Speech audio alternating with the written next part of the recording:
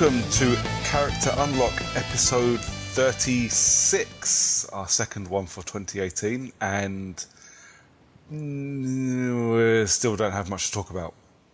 Woo! End podcast.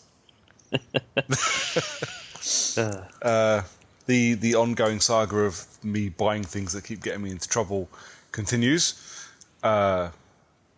John's odyssey to get himself a fucking Switch finally comes to an end. It's been a interesting and busy 2018 already, mate. For us, anyway. Yeah, I mean, how many weeks in are we? 2? 2, 3, 2.5? 2 weeks in, and we've both spent a fucking lot of money. Dude. I think I've already spent more money this year than I did pretty much the entirety of last year. On kit, absolutely. Even if you remove the fact that I bought a new TV, just the rest of the kit I bought this year, like all I bought last year was my Xbox One, and I've spent twice that amount so far this year on other stuff. Oh, duh! I sound like such an arsehole. I've spent this much. I have lots of money to spend. Yeah, we don't. We don't have lots of money to spend. You have a family to support. I can support them with my nice new TV. I wouldn't. It'd break. This is true. But the thing is, it's stupid things now. So I bought my Switch. Yep. And I got Super Mario Odyssey. Yeah. And something else. Oh, Mario Rabbids. Fuck yeah. Remembering I played Odyssey for about an hour and a half, maybe 2 hours. Just kind of dicking around in it. Because I've been playing other games. But then I bought Splatoon 2. And now I've finally gone out and bought Mario Kart. And I spent £65 on a Splatoon 2 Pro controller. I haven't used my Switch yet. Wow. But it gets better. Because then I fucked off into town on Friday when I had my day off. Oh, well, I say into town. This is great. You're going to love this. So I traded in my PS4. Yep. Now I've got my TV. I was like, right, I want a PS4 Pro. I'm going to upgrade to a PS4 Pro. Traded in my PS4. To start with, I parked right outside game, or as close to outside game as I can. Okay, yeah, so like the 50p per hour car park. Yeah. And I was like, I'm only going to be 10 minutes, because every time I've traded something in, they go, yeah, come back in 3 hours. So I was like, right, I'm just going to leave it here. I'm not going to get a ticket. I'll leave it here. Take my PS4 in. He went, yeah, come back in half an hour. I was like, oh, okay, cool. Completely forgot about my car and went and got a Starbucks. Nice. Well, I say when I got a Starbucks. This is more stupid shit I keep on. Went to HMV because the new HMV is now just around the corner from Game. It's actually pretty well located if you really think about it. Yeah, it really is. So I kind of nipped in there and went, ooh, Deadpool 4K. I'll have that, thank you. Ooh, Deadpool 4K. That's the fourth copy, or the fourth version of Deadpool I own. Nipped around to Starbucks, got myself a cup of coffee. I asked the guy in game before I left. I was like, "What's your PS4 stock looking like? Are your PS4 Pro stock looking like?" And bless him, there was no brand new ones. He had 2 pre-owned Pros. It was like $279. I was like, "You're right. I don't really want to buy pre-owned if I can spend 20 quid more and get a brand new one." Yeah. You know, I'm sure there's nothing wrong with the stuff that gets traded in, but you know, I want to break open the box myself. Yeah. Although I know for a fact that there can be stuff wrong with the console being traded in, because when I traded in my Xbox, the dude I went with traded in his one that was having severe graphics problems. Exactly. But we've all done it. When my original PS4 broke, so I had a launch day PS4, and it got an issue with the drive where it would just keep spitting the discs out. If you yanked the power and put it back in 5 minutes later, it would work for like a day. And then it would do it again. Cool. So I traded that into our favourite online game store. Oops. Shop to Net. Mainly because they gave the best price, but also because I don't care about Shop2Net, so I sent them the thing and got enough credit. Literally, I had to add like 30 quid to it, and I replaced my PS4 with a brand new one. Pucker. All right. Anyway, so I've got my PS4 and I've dropped it into Game. There's no PS4 Pros. I was like, that's fine. I'll grab it online. It's not a problem. Yeah, you get a gift card, you just scan it in, and job's done. Well, that's it. So I'm sitting in Starbucks. I'm texting you because you weren't at work either, and I'm going through the game website on my phone. 300 quid. There was one. It was a white PS4 Pro with Destiny 2, Huh. but it was Destiny 2 plus the expansion pass, and it was an extra 30 quid. Yeah. I was like, You can get rid of. You can sell that. I could probably get rid of that. You might be able to sell it to someone out there. Yeah. So Someone out there what hasn't already bought Destiny 2 and is actually willing to pay for it. Yeah. Maybe. So I kind of made so please only show me the stuff that's in stock. But what they don't tell you when you do that is it shows you stuff that's in stock with their marketplace sellers as well. Eesh. Which, don't get me wrong, I bought my 4K Blu-ray player from a game marketplace seller. It's the cheapest place to buy it, and it was from Hughes Direct. I know Hughes Direct; they're a bloody good company, so I have no issue if you want to sell me a Blu-ray player through game and give me game points at the same time. Result. Get home, I've got 340 quid credit on my thing, so I traded in some other stuff as well. Right, now I'm sitting here, I'm on my phone, I've got that much credit onto the game website, and it won't let me pay for it with my game wallet. It's because it refuses to take it. I was talking to a guy in the chat where it can take up to 48 hours for the money to clear. For what it's worth, it's now like 5 days later, and I still can't pay for stuff online with my game wallet. I don't care that much, because what I did was I ended up doing a click and collect for game in Western Fayval up in Northamptonshire, and ended up driving up to Northampton and getting a PS4 Pro and driving home. Like my entire Friday was wasted in various game stores. It's not the. Well, let me think. Well, I did something remotely similar, and this isn't even for a fucking console. This was just for it was the Xbox One stereo headset. I drove to 3 game stores because I went to the one in Milton Keynes. They didn't have any in stock, so I drove to the one in Northampton. Again, they didn't have any in stock because they had it showing on the website. Yeah. And then they sold the last set because this was the day after they brought them out. Yeah. So it's like they were really popular. I drove to Aylesbury. Fucking hell. Yeah. Fuck that. Aylesbury's a lot further than I thought. Yeah, it's quite a drive. It's as the crow flies. It's like what, 6 miles? Yeah. You don't get to drive as the crow flies to Aylesbury. No, you don't. The thing, I mean, it was really cool because they have you can click and reserve now on the game website. So you can go, I want that. Is it in stock at, in my local store? No. There's one in game Northampton Town Centre, one in game Western Fayval. I was like, I'll go to Western Fayval. It's easy to fucking park. So I clicked to reserve, and I was like, right, this is about midday. So I still haven't completely lost my entire day yet, but I am getting to that point. So, and I go to get in the car, and I get a text saying, don't come to us until we've confirmed that we've got your reservation. I was like, fuck. Just fuck. Now I've got to fucking sit here and wait. Fuck's sake. Well, my day just fell through the floor at this point. So now I'm sitting waiting for a text to say I can drive for half an hour to go and collect my fucking PlayStation. Right.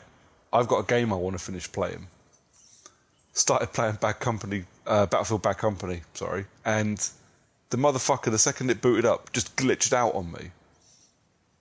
Just wouldn't move. I was checkpointed at the last point of a mission, and I couldn't move.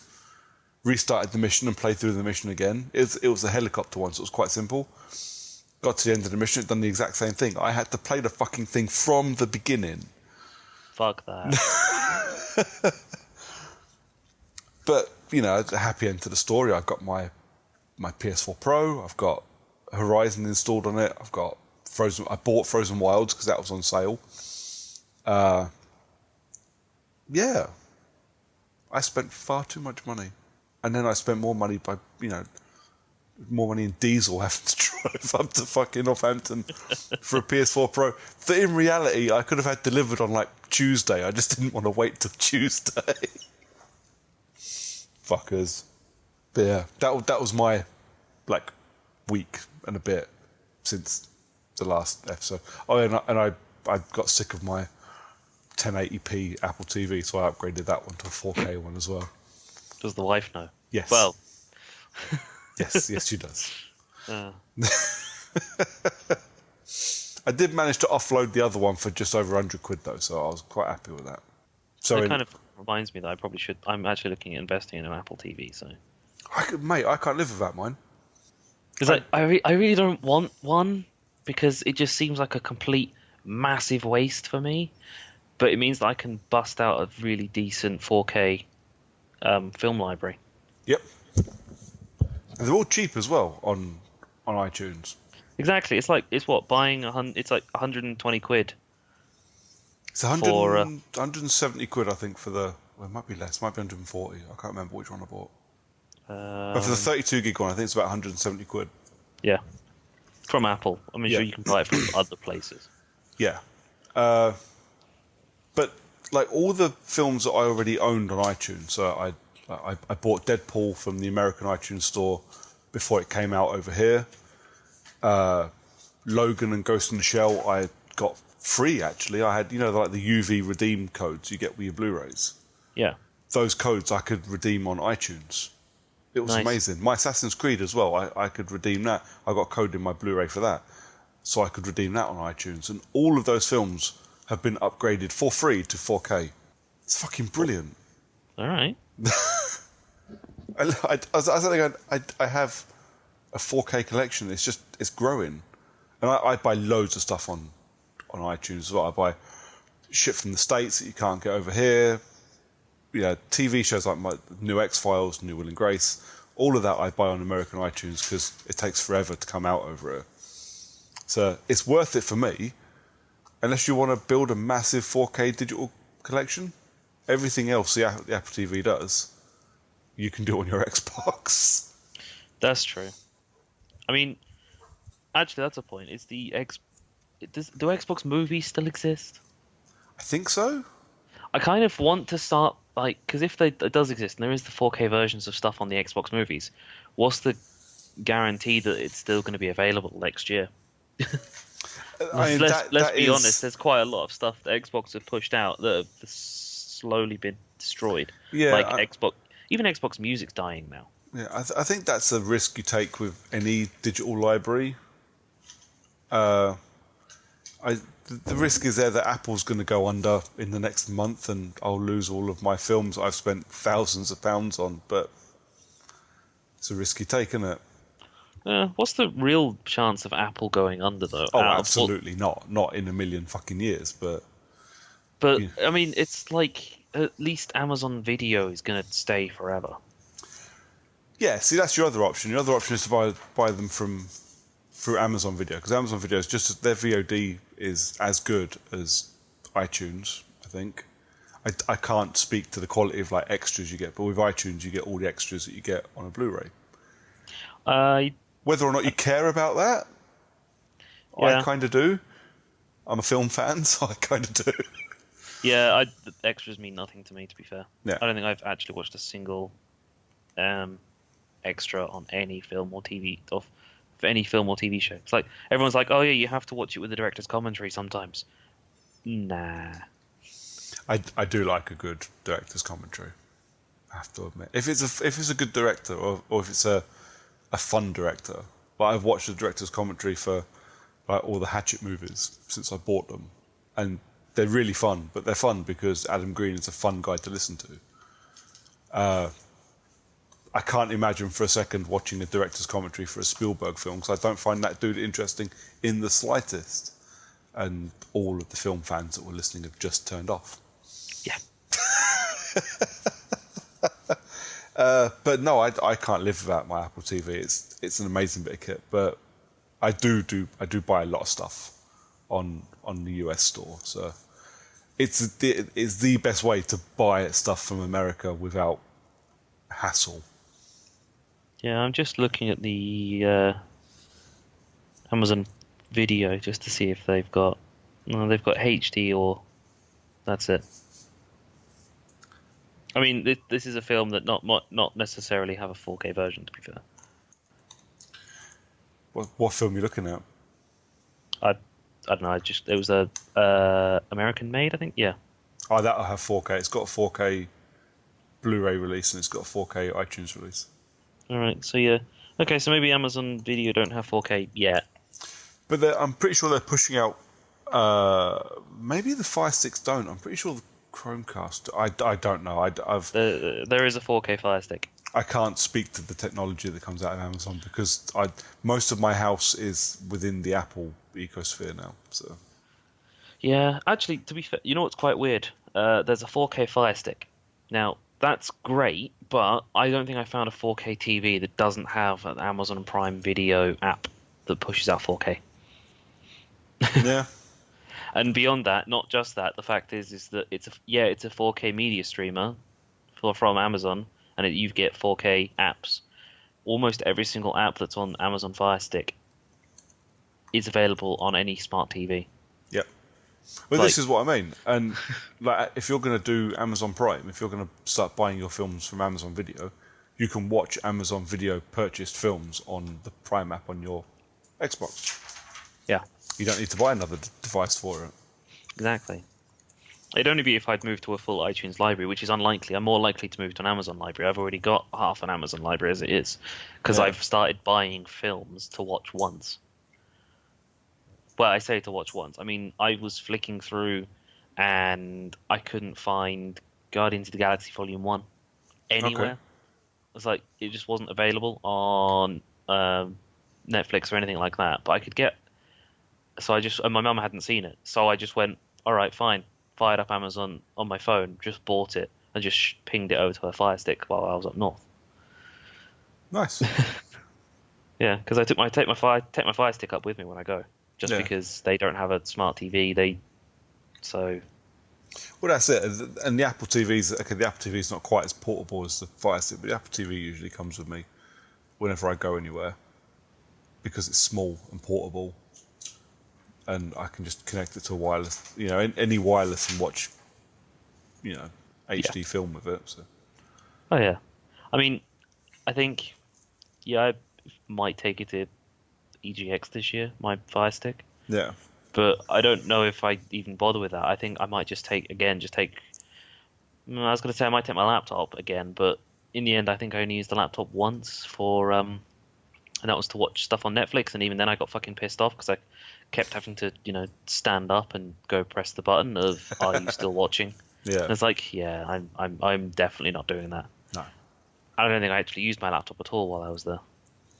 I used mine a little bit. I think what I'll use more at EGX this year will be my Switch. Yeah.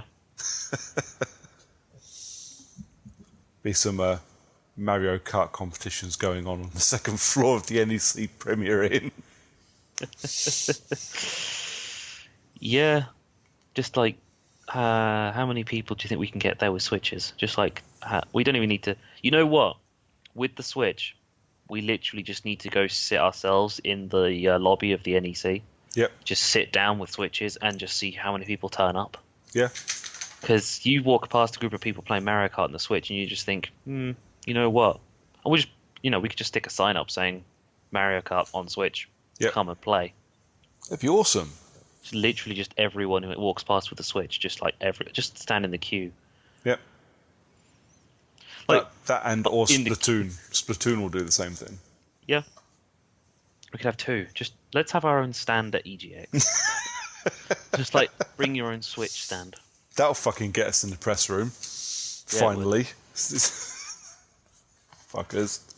Just be exhibitors. Just turn up and say, yeah, we've got a Nintendo Switch. Come as. To be fair, I'll be honest. I'm pretty sure that's what the Nintendo area was because it was all beanbag chairs. Yeah. Just literally just turn up and play. Ah, wait, it was the what Street Pass? They used to have a Street Pass area at EGX, didn't they? Yeah, that's probably what the whole Nintendo section is. I Yeah. mean, not that I'm probably going to walk around unless I get a different. I might get the one of the. I fucking hate. I might get one of the fucking messenger bags. I might not walk around with you this year. Yeah, it's the. To, I mean, unless I get like a proper rucksack. Yeah. The thing with I don't mind carrying my rucksack around with me, but it can be a fucking pain in the balls when you're trying to play a game and you haven't got a lot of room, and you're sitting there with this fucking bag between your legs and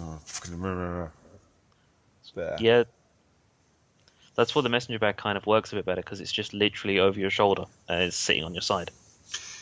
Not really else you can do. Yeah, maybe it might strangle you when you sit down in one of the various chairs, but You've seen me though, right? yeah, you realise that I can't walk around wearing a messenger bag. I've seen people your size and bigger carrying around a messenger bag at EGX.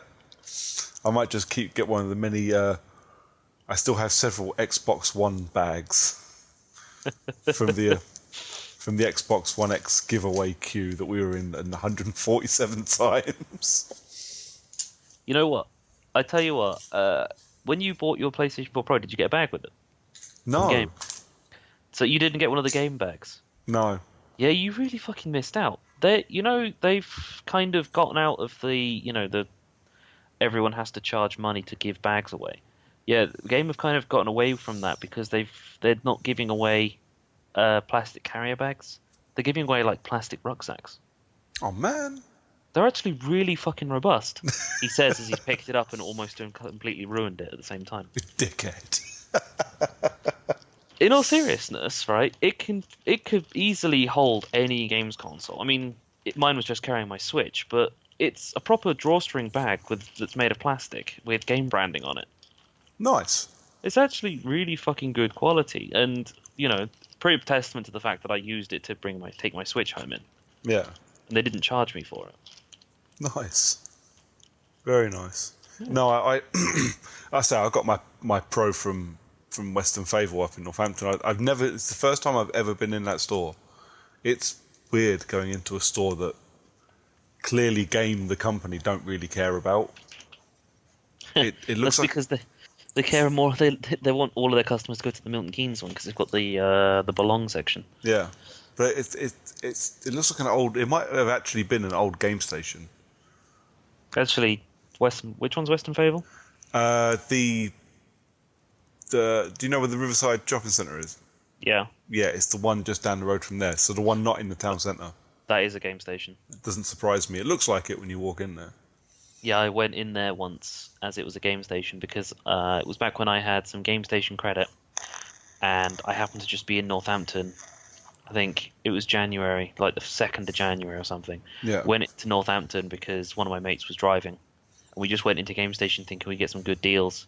And we just walked in there and I was like, oh, this is awful. I can smell the carpet. Yeah. It's not quite that bad, but it does feel like an old game station when you walk in there. Is it because they changed the carpet when it went from game station to game, so it was no longer like that shitty grey Yeah, to probably. purple? So it's the only reason you can't smell the carpet is Because it's not there anymore. they changed the carpet. Yeah. Give it another year. The bit I love about my escapades with Game over the last week is, as much as I keep spending money that's on my Game wallet, I'm doing it in such high numbers that I can't seem to get rid of the money from my Game wallet. The points just keep accruing. So Oh yeah. I've currently got enough with my points and the remainder of what's in my wallet. I've got enough to literally walk into Milton Keynes Game on release day and buy the gold edition of Far Cry 5. That's exactly what I will be doing as well. Yeah. I mean, I bought my One X, traded in my Xbox One, bought a Switch, and in all of that, I used the game credit. And all in that rather, I've gotten myself like 20 quid's worth of fucking game points. And I'm just looking at it going, now I need to go find something, and and spend 20 quid on reward points. Yeah, I topped up some of my fun bucks. I needed to buy some PlayStation credits so I could buy Frozen Wilds. So all of that. So I'm like, I need to stop fucking spending money. It's getting fucking ridiculous. Anyways, I think it's time to move on and actually, I don't know, maybe talk about something that's on our agenda. We'll have to. We kind of already are. Yeah, we have to kind of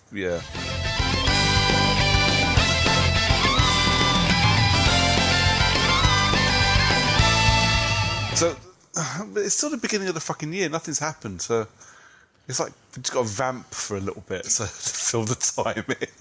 Just have to kind of pretend stuff's kind of happening. Yeah. Well, did you see the Cyberpunk 2077 Twitter account woke up last week? I don't know what that is. Well, Cyberpunk 2077 is the new RPG from CD Projekt Red. Okay. Guys that made The Witcher. Yep, I know. Yep. And Cyberpunk 2077 has a Twitter account that has been silent for 4 years. So they opened a Twitter account based on a game that they announced 4 years ago. Yep. And then just kind of left it dormant. Yeah. And it woke up the other day and just kind of went beep, as if to be powered on. Maybe they just left it 4 years because they know that after a certain amount of time, Twitter closes accounts. Possibly, but there's like you need to have activity within like 5 years or you have 4 years with activity or they close the account. Yeah. So it's just like let's tweet something and then wait another 4 years and beep again. Well, it has been confirmed that Cyberpunk 2077 is going to be at E3 this year, which does get me kind of excited, I have to admit.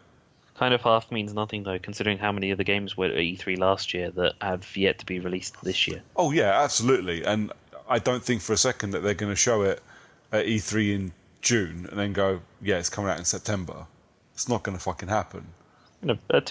We've had a fair few of games that have been announced at E3 and then been released within the same year. But I do think CD Projekt Red will probably show it at E3, show a little bit at E3 this year, and I reckon probably next year as well, and then next September we get 2077. And the thing is, I've never played The Witcher. I really want to, I just haven't got the fucking time. But anything that calls itself cyberpunk, I am very, very into. So I'm very much looking forward to a big cyberpunk-based RPG. Yes, please. And the only other bit of news I think we want to talk about, and it's only really there's a couple of bits.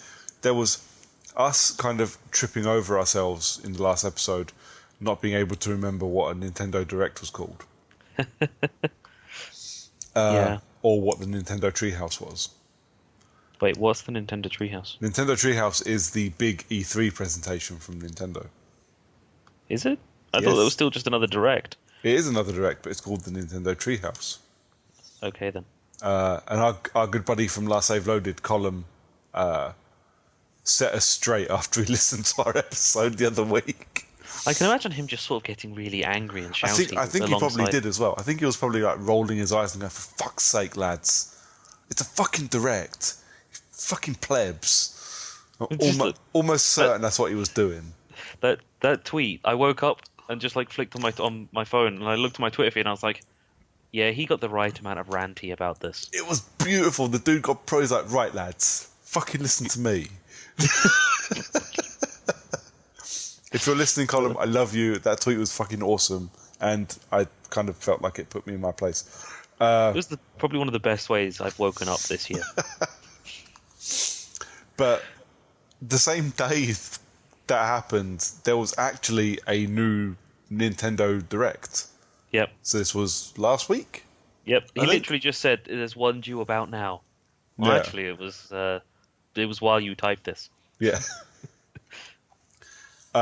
Which had a load of info that we knew, a load of info that we should have known, and a surprise or two as well, which was good. So, seeing as Colin has crowned you Nintendo King of Character Unlock, do you want to go through the list of things we saw? Or just the interesting things, maybe? I'm going to go through the stuff that interested me.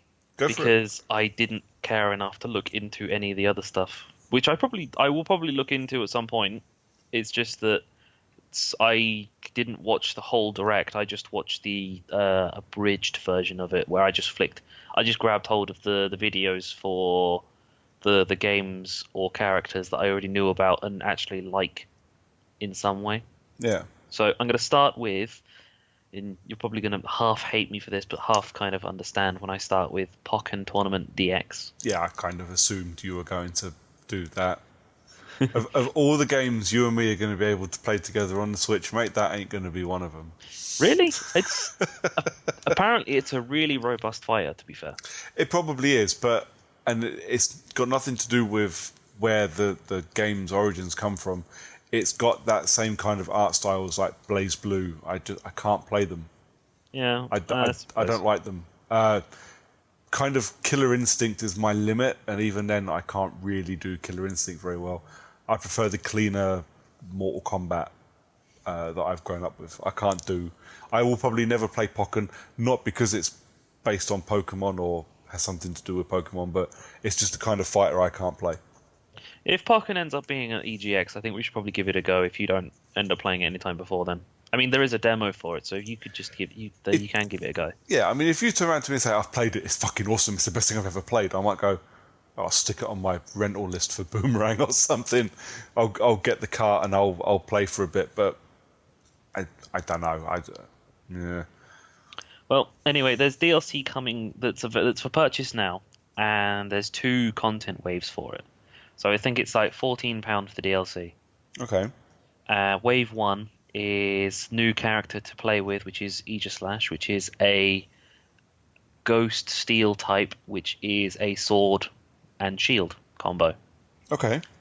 Yeah. Aegislash is actually probably one of my favorite Pokemon, and the whole evolution line for it was, as soon as that one was announced and as soon as I found one, there's a Hone Edge just as I was casually walking through. I was like, yeah, I need this. This Pokemon I need this one. Yeah. It's really fucking cool to use. And a support set, which I have no idea what they are because I've not actually played the game properly, of Mega Rayquaza and Mimikyu. Okay, I was going to say, do you own Pokken? Not yet. Okay. I plan on buying it. Fair I've got the demo. I haven't played it yet. I've been distracted with other games that I've got. Yeah, fair enough. And a second wave in March, which is going to have a battle character of Blastoise, which is the 3rd evolution of the starting Pokemon of Squirtle from the very original Pokemon game. And support of Mew and Celebi, which are the mystery legendaries of the first 2 generations. Okay. Yeah, there was in the first 2 generations of Pokemon, there were 2 extra Pokemon. So the 151st one you couldn't catch, and I think it's in the 2nd generation it was the 251st again you couldn't catch. All right. They were both essentially mystery gift Pokemon before mystery gift was really a thing. Yeah. And legendary Pokemon that were outside of the game's boundaries. Okay. You could only get hold of them through glitches and or cheat cartridges back in the day. Okay. Things like, what were they, like Exploder cartridges? You plug them into your Game Boy and you plug the game into the Exploder cartridge. Oh, Exploder and Game Genie. Yep. Exactly. And then you'd have to buy a new one whenever you wanted to update it with new games. Exploder is still around, man. I can't believe it. Really? Exploder is still a thing. What Exploder is now, it's a software that I don't know if it's available for the newer consoles, but until recently, or you can still buy it now, but you can re-sign saves from other people's Xbox and PS3 games, load them back onto your console, and now you've got, like, someone's played a game up to the last bit, and you can just walk in and finish it. Awesome. I don't know. I don't know if it's been done for Xbox One and PS4 yet. I don't buy that kind of shit. But yeah, they're still a thing, and they still make money apparently because they charge about 30-40 quid for this bit of software. Wow. Well, to be fair, I guess it's kind of less useful with co-play and stuff like that. Yeah. Where you just get someone else to play the game for you. This is true. And you just sit there and watch. Yeah. Do people really even need Exploder with Twitch? No. If Not if really. you don't want to play the game yourself, you just watch someone else do it. Yep. I don't know. I don't get any. I think the problem. Well, I think the thing with like the PS3 one, I think it kind of grabbed hold of that market for people wanting as many trophies as they could possibly get, and it kind of grabbed hold of people that done that to make it easy to get trophies. Because there are sites that are dedicated to game saves Yeah.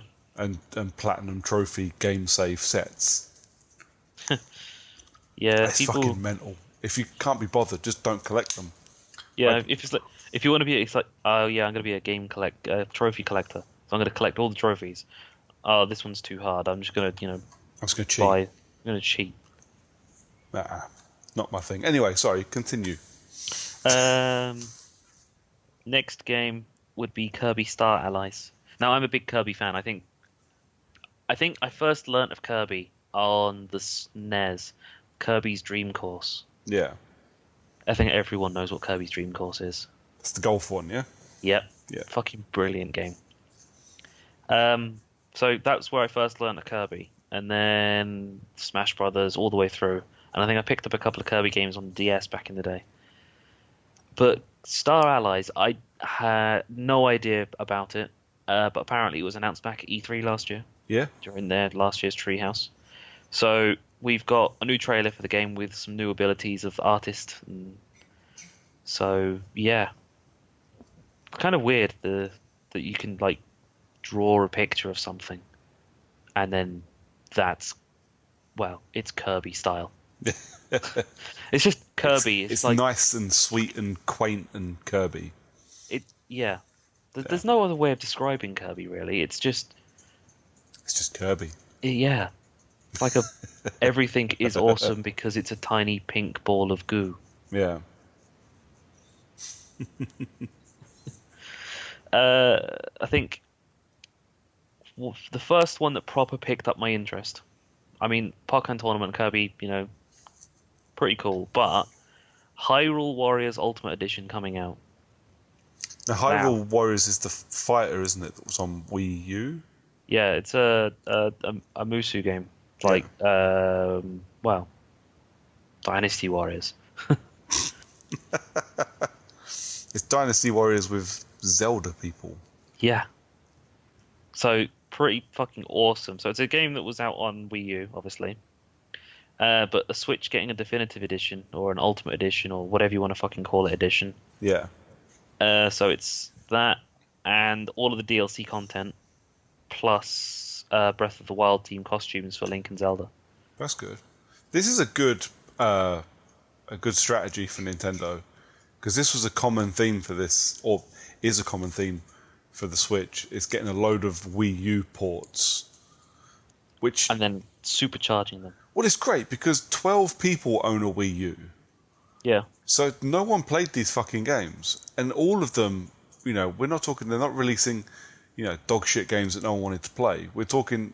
They're re-releasing games that people played and loved, but people went, well, I'm not buying a £350 console for that.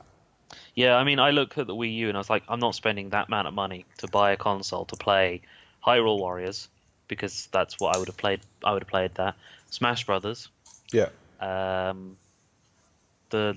Legend of Zelda game that was on it. I can't remember what the fuck it was called now. Don't know. Was it Skyward Sword? Yeah.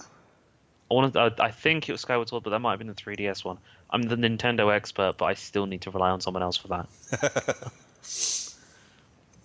Because anyway, the Donkey Kong that was on Wii U's coming to Switch as well, isn't it? Yeah. So these are all games that that everyone would have fucking loved on Wii U, but they didn't buy a Wii U because it was stupid expensive, and it wasn't that much more of an upgrade. Because everyone was like, why should I buy a Wii U? I've already got a Wii. Yeah. Well, exactly. that's what games consoles are. You buy the next one, doesn't it? It's like you can't just say, look, I've got a PS2, so I'm not going to buy a PS3, and then when the PS4 comes out, still not buy it because you've got a PS2. Yeah. Or because you've just upgraded to a PS3 like 7 years later. Yeah. I mean, we've talked about the Wii U before. The problem I think the Wii U had was everybody. We did it as well. I remember you and me talking about this console going, is that an add-on? The marketing for it was so bad and so completely nondescript that, while you and me would have gone, oh, let's figure out what the fuck this is, other people go, that's an add-on. That's 300 quid. Fuck you. And they'd have gone, oh, that's 300 quid for a tablet. Yeah. To plug onto my Wii. So I can understand, we all know why the Wii U didn't sell well at all. Yeah. And, the Switch has blown it out of the water in its first 10 months. So it makes sense for these games to get a port. Nintendo have gotten their big hitters out. They've got Mario, Zelda, and a couple of others. They've announced Bayonetta 3. They've got the market and they've got the people that are interested. So now time to get them playing these games. And I don't think they'll be particularly expensive for Nintendo to port. It's easy money for them, isn't it? Yeah. Yeah, I mean, this is easy money to games that were popular for the 7 owners of Wii U's that there were, including Lee. Yeah. And Owen. Yeah. Lee, who actually tried to flog me his. Oh. Not even that long ago. It was like October or something. He tried to sell me his. Thought he saw you coming, mate. That's the problem. Yeah. I wonder if he actually did sell that in the end. I think the only reason why I said no was because I actually didn't have the money at the time. Yeah. I think it was literally the only reason why I actually said no. I would have said yes, easily. Regretted every fucking second of it because I'd have only played Smash Brothers. Yep.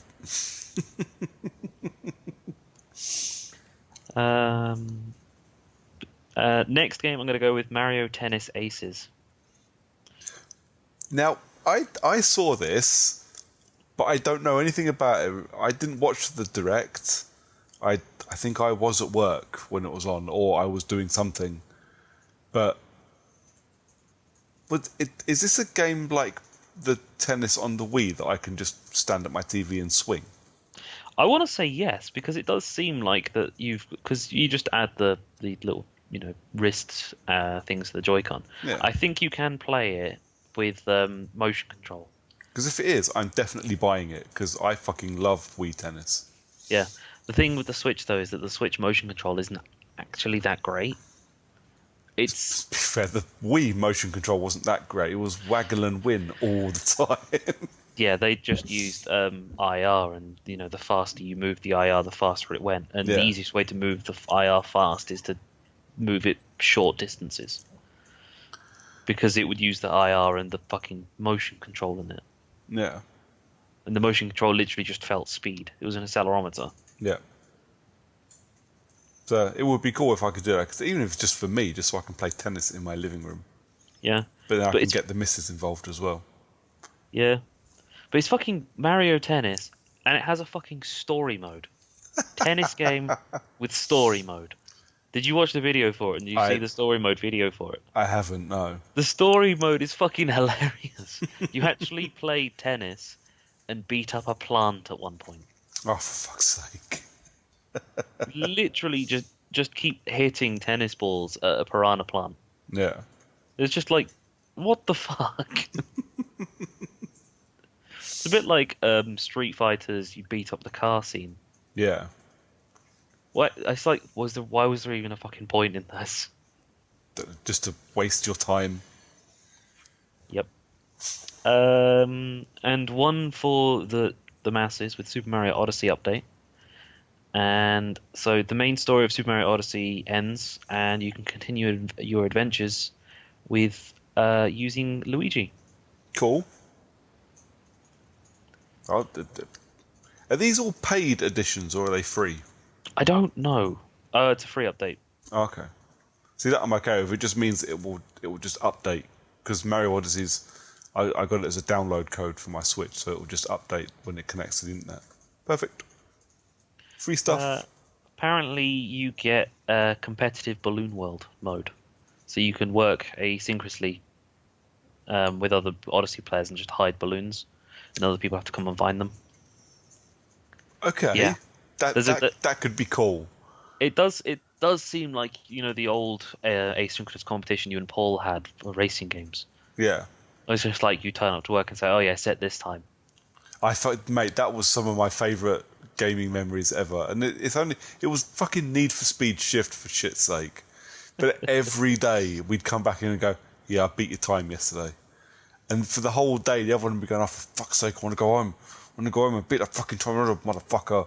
It was brilliant. It was so much fun. And he hated me because, well, you know, I fucking hate racing games and I'm shit at them. Yep. He couldn't beat my time on the London track on Need for Speed Shift. He just couldn't. I don't know what I'd done. Let's be fair, you already know those. You have an unfair advantage. I lived there, so I'm better at it than you. Brilliant. Yeah. So there's that. But there's a global leaderboard for it. So you get added. You got the leaderboard for being good at putting the balloons in hard to find spots, and for being able to find the balloons quickly. That's kind of cool. So it's like you get points for hiding balloons where people can't find, and points for finding balloons other people have put in. There's like going to be a proper fight over the leaderboard of people putting balloons down and saying, right, I've put a balloon here, don't ever find it. And other people are going to be like, I'm putting balloons, can you put balloons like literally in the middle of nowhere? Yeah. Right? Like put 50 balloons down in the middle of this fucking street so I can find all 50 in like 7 seconds. Yeah. So you can just jump on all of them at the same time. Yeah. People are always going to cheese stuff like that, though. It's just the way it is. There'll always be stuff like that. Also, there are some new snapshot filters, if you care about those at all. And there's also some new outfits, including the Mario Sunshine shades, and the outfit for it. I wonder if it comes with the weird-ass, like, hose pipe that talks to you. Apparently a musician hat and outfit. Okay. And a knight armor and helmet. I feel I've seen that. You probably have. Cool. I'm pretty sure I've seen it. I think it looked kind of cool as well. So, yeah. Bring it on. A new DLC for Mario Rabbids. Okay. Yep. Again, I'm pretty sure this is a free one, but there's a new character coming, which is Donkey Kong. Not Rabbid Kong. No, but there's probably every character I have unlocked so far has a Rabbid version of that character. Wasn't it Rabbid Kong we have a picture of us sitting on at EGX? Yep. Yes, Rabbid Kong's the first actual boss, World 1-9. This is the problem, you see. I haven't played it yet. What I own for my Switch in the first week of me owning it, I've bought more games for that than I bought for my PS4 the week I got it. And I haven't played any of them yet. You need to play fucking Mario Rabbids. Well, the problem was I started Mario Odyssey, and I kind of want to see that through. And I also kind of want to play Splatoon, because it's fun. Yep. And I know for a fact, having played it at EGX and knowing the kind of game it is, having lost years of my life to games like XCOM, I know the second I start Mario Rabbids, I ain't fucking turning it off. Oh yeah, I think I'm in like World 3, and I've been playing it pretty much it's the only game I've really played since getting hold of it. Nice. I played Mario Kart when I got my Switch because it was the first game I bought. Yeah. Played it, and I've got as far as 150cc, or about halfway through 150cc. But I've played nothing else but Rabbids. Yeah. It's fucking brilliant. I've just unlocked Rabbid Yoshi. Awesome. Yeah. Rabbid Yoshi's fucking awesome. Rabbid Yoshi, at the moment, my Rabbid Yoshi can do 5, I think, melees. So where you set yourself up to run into your enemies. Yeah. So I can hit 5. Wow. And I actually found a use for it because there were 5 enemies that were standing near each other and near enough to my Yoshi that I just slid through all of them and then went all the way back to Mario and did a jump and just launched myself to a place where they then couldn't hit me, and I just threw because Yoshi has the rubber ducky grenades. Just threw that into the crowd of the 5 that I just tackled out of nowhere. Awesome. And just like hit all of them for 60 damage each, and then just throw a grenade into them and hit them again for 70. Yeah, see, this is what I mean. It's moments like that, and again, you get them in XCOM where you go, that may be the best thing I've ever done in my entire fucking life. How did I manage to do that? It's like, I'm never going to get a chance to do that again, because let's be honest, having the ability to do the running rush melee to 5 characters is only going to happen like twice all game, because all of the enemies are going to be nowhere near each other, or you. So, yeah, Donkey Kong could be fun. I don't know what Donkey Kong's powers are. I can't remember if they were shown off. I think he has banana-related stuff, probably. I need to watch it again, I think. So I might watch that again later. Yeah. After we turn off. I think there's Donkey Kong Country Tropical Freeze, the Wii U game, which is getting a Switch port. Coming out in May, that one. Yeah, that's not too bad. May doesn't look too bad for Switch stuff. No, It'll give me a chance to clear my backlog as well, because I've got Bayonetta in February. Yep. I think first week of February. No, I think it's February 16th. I think it will arrive with me just before I go off for a week's training, which will be perfect. Yeah, you go off for a week's training and then don't actually pay attention because you're switching. Yeah, exactly. Just sitting there in the middle of the training room playing Bayonetta. That's fine. Work are paying for it, not me. Exactly. Finally, on top of that, we've got Dark Souls Remaster for Switch. Yeah, I don't know if anybody actually saw that coming. You kind of should have, I guess. You reckon? Yeah, I mean, it kind of half seems like something you could have expected for considering some of the other stuff that's been remastered and come up. Yeah, I didn't think a game that's famously so. Sorry, go on. It just seemed half likely, like with fucking Skyrim coming out, I guess. Yeah. It's just Switch is probably I guess Switch is probably the wrong console, considering how angry everyone gets playing Dark Souls. Well, this is what I mean. I'm not sure I want to sacrifice my Nintendo Switch to the god of hard games. Because, sitting on the train, getting your ass handed to you by some dodgy boss on Dark Souls and launching the thing across the train, it's not a £40 controller you've just smashed up. It's a £250 console. Yeah. That you've literally just shattered over your knee like a plank of wood. Exactly. But I suppose, I won't be picking it up, but I don't like the Souls games. They're not my kind of game. But there's a decent looking lineup then. Some stuff in there that interests me. A couple of EA ports of their weird little EA Originals games, which could be fun. Yeah. And they confirmed Payday 2 for February 27th. Yeah, but I think after the complete butt fuckery that was Payday 2 on Xbox. Yeah. And I think on PlayStation. Pretty much every version that wasn't the PC version. Yeah, I think I would definitely stay clear. I might rent it just to see if it's any good. Just because I kind of fancy it. I want to see what it plays like. And I don't think I've played any Payday 2 at all. I don't think. Donkey Kong in Rabbids in the trailer for him has a boomerang banana. Awesome. Yeah. Seems oddly fitting. Yep. Cool. I'm thinking he's paid DLC because apparently there's DLC for Mario Kingdom Battle. I think it's like £13. What? Yeah, that does seem excessive. Well, I've spent more on a season pass, so if it's a season pass that comes with other stuff more than just that, yeah, not too bad. There's steampunk and pixel weaponry currently. Okay, yeah. I mean, if it's a season pass, that's not too bad. Although, But the co-op stuff was added as free DLC.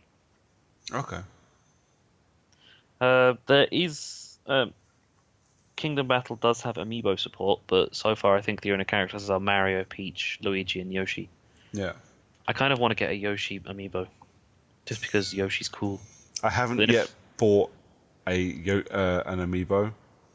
I am so very glad of that. you know what? I say this in the exact opposite. I was really glad that I'd never bought one, but now I have two. I'm really glad that I did buy them because I bought them both for less than what they're usual because they're I think £9.99 or £10 something Yeah, from Nintendo. So just if you can find them for less than that, then absolutely, consider it. yeah, If it's a character that you like and it's a game that you want. So when Smash Bros comes around, I will probably end up getting another amiibo because so far the only ones I've got are, strangely enough, Smash Brothers characters. I've got Smash amiibos. yeah. So I've got a Star Fox and a Zero Suit Samus Fair enough. I because they're up there with my favorite characters. So, but then if I was to get a Yoshi one, I'd probably need to get a Kirby one yeah, because Kirby. I also really want to get a Captain Falcon one because he's again up there with my favorite characters. yeah. I have to admit, I don't really feel a connection to any Nintendo game enough to want to buy an amiibo because it's got a favorite character or something in it. Yeah, really want a new Star Fox game. I'm just sitting here just thinking of all of the Switch games that I really want to come happen. Star Fox on Switch would be awesome because it'd be all motion controlled. Yeah, That would be very cool. just bring out remaster Star Fox Adventures. There you go, Nintendo. You've heard it here first. We want a remaster of Star Fox Adventures. I think that probably Uh, segues us nicely into what we've been playing, then, doesn't it, mate? I suppose it does.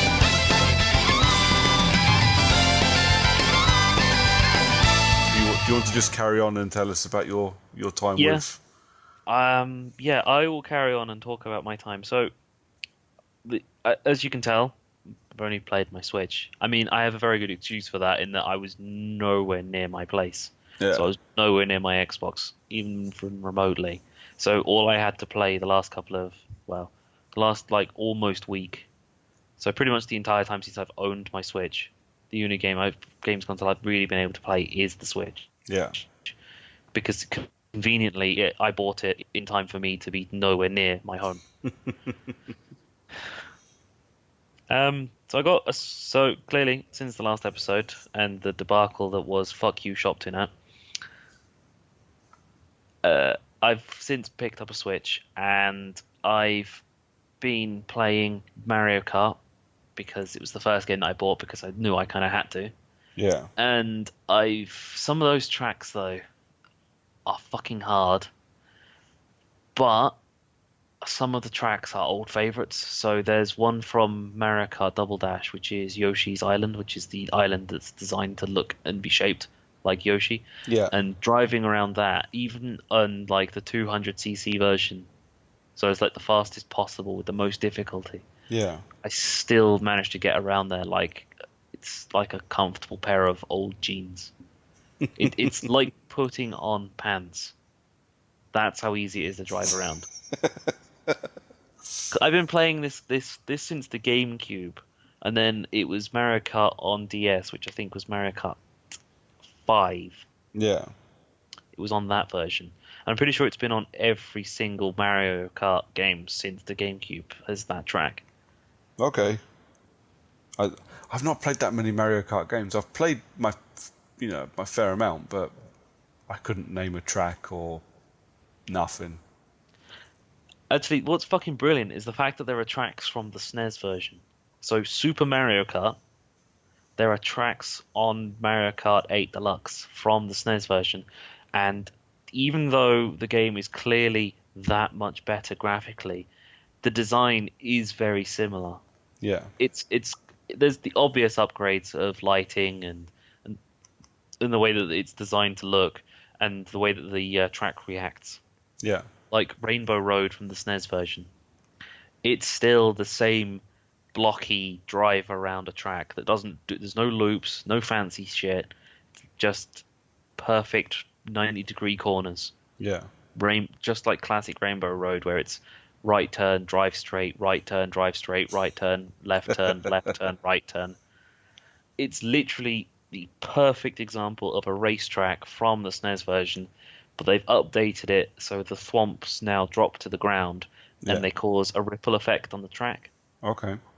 So you're driving along and the thwomp hits the ground in front of you and the track ripples, and if you jump, like any classic Mario Kart game, when your car is about to leave the ground from a jump, you get a boost when you land. Yeah. While the track's rippling, there's quite a few times you can do that. Of course, it's Rainbow Road, so if you go too quick, you fall off. Yeah.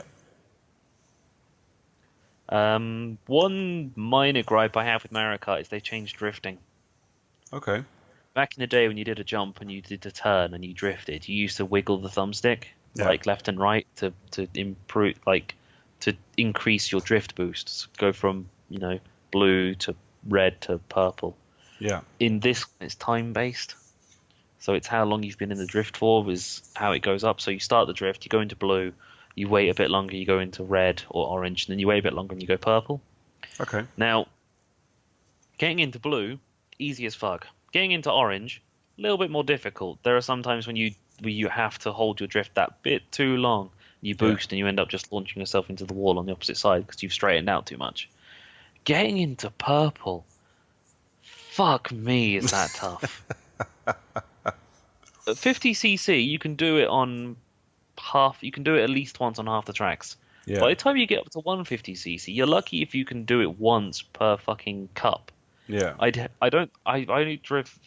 only done a couple of tracks at 200cc because I chose it by accident. Yeah. And I haven't yet come across a track where I could actually consider holding my drift for long enough to actually get even remotely close to fucking orange. Because you're going way too fast. Yeah. You're drifting you start the drift 5 seconds before you even get remotely close to the corner. Otherwise, you're not staying on the track at the other side of it. You're just going straight off. Yeah. You're not turning for this corner. They have counted it and they've added a drift brake. So while you're in the middle of a drift, you press the brake button and it stops you dead, more or less. Yeah. But it still holds your boost. So you drift, you stop dead from the brake, and then you hit the boost and you just get instant acceleration. Okay. So it's like proper old school rally game where you have to handbrake turn it for hairpins. Nice. And if you get it perfect, then you get launched. So it's fucking cool. I mean, I've picked up Mario Kart 8 Deluxe, not for me, but for the kid. Yeah.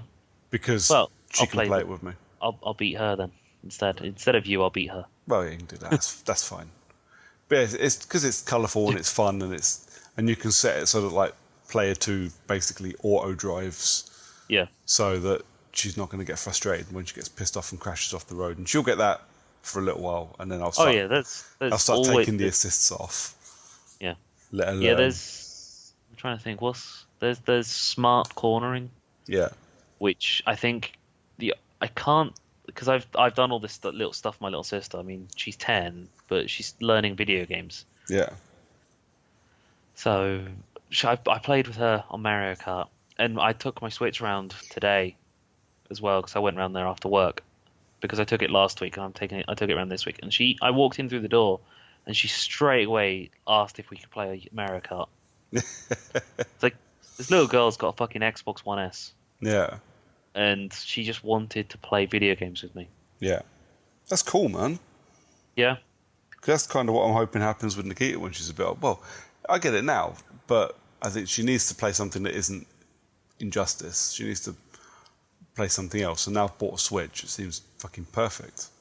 I'm going to teach her to play Splatoon and Mario Kart. Yeah. The only problem with my little sister is that I think it's because none of her other brothers, they don't have that one thing that they love. Yeah. that she can get excited about and learn about because she fucking loves DC superhero TV shows, Yeah. and it's a great gateway into comics, Yeah. and she fucking loves them because it all started with fucking Supergirl because she's 10, Yeah. That nothing wrong and with that. it's moved into like she loves video games and she likes Star Wars, so she's got Lego Star Wars for her Xbox One. Awesome.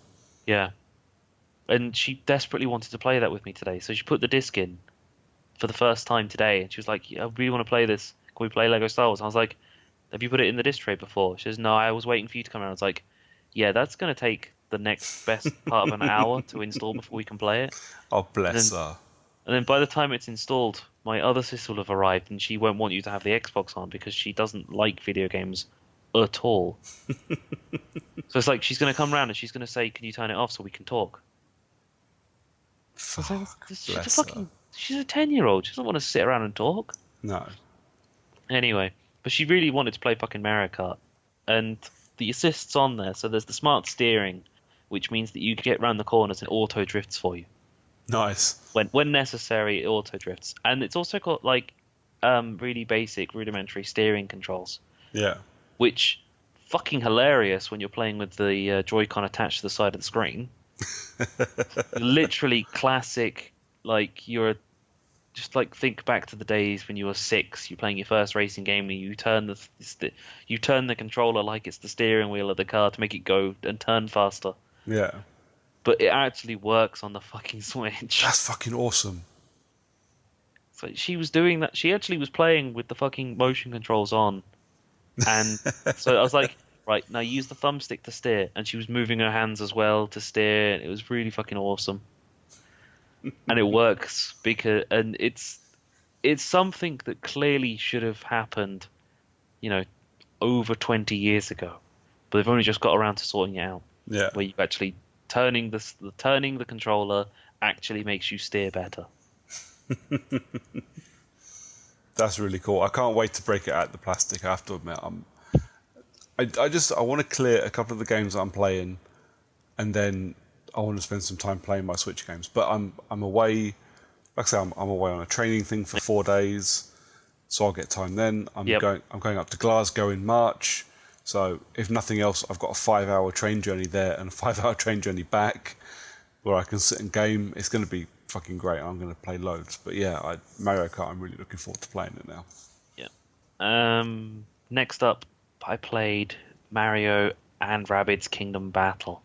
Now, Basically, the reason I own a Switch. pretty much. Let's cast back to, what was it, E3 last year, and the Switch, the Nintendo Direct. Or was Yeah. it even E3? Was it before? It might have been with the Switch announcement.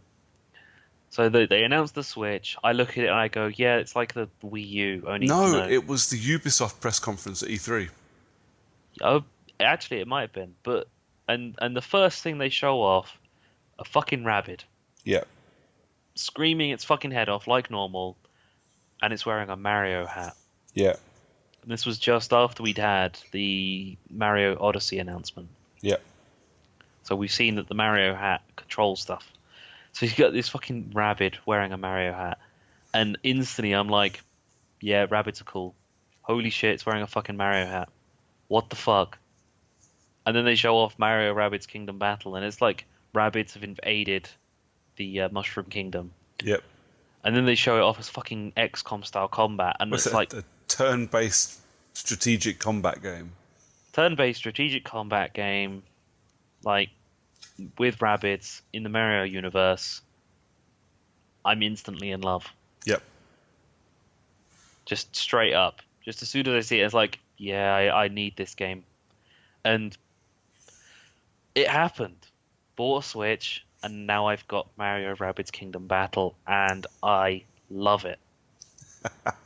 I've not had this much fun playing a video game. Last year, it took me until, October to have my game of the year, Yeah. where it ended up being Shadow of Mordor, which was a game from the years before.